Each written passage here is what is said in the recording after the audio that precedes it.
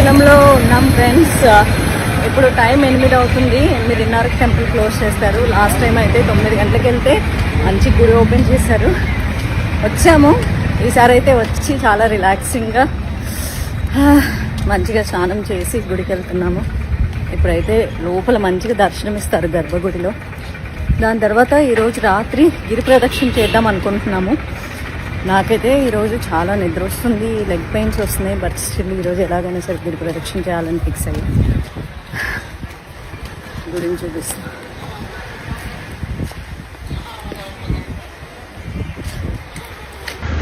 ఇంద్రలింగ దర్శనం చేసుకున్నాం. మొదటి లింగం అది అరుణాచలంలో.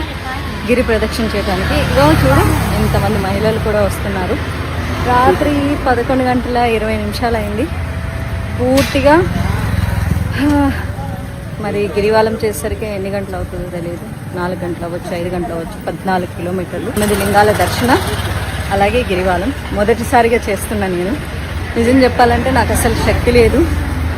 నా ముఖం చూస్తే మీకు అర్థమైపోతుంది. హెల్త్ బాగాలేదు, లెగ్ పెయిన్స్, క్రాంప్స్. అసలు నాకు హారిబుల్గా క్రాంప్స్ వచ్చేసి చాలా సఫర్ అవుతున్నాను. బట్ చూడాలి, ఆయనే నడిపిస్తాడు. ఇది అయ్యాక మళ్ళీ రేపు స్కంద విరూపాక్ష కూడా ఎక్కాలి. శక్తి వస్తుందని అనుకుంటున్నా.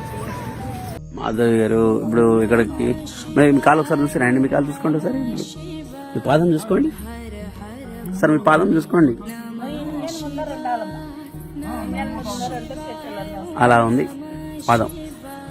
నీ పాదం నల్ల పాదం. సరే ఇంకా గిరి పరీక్షణ చేస్తుంది. పెయిన్ వచ్చేసింది. ఫ్రెష్ తీసుకుంటుంది.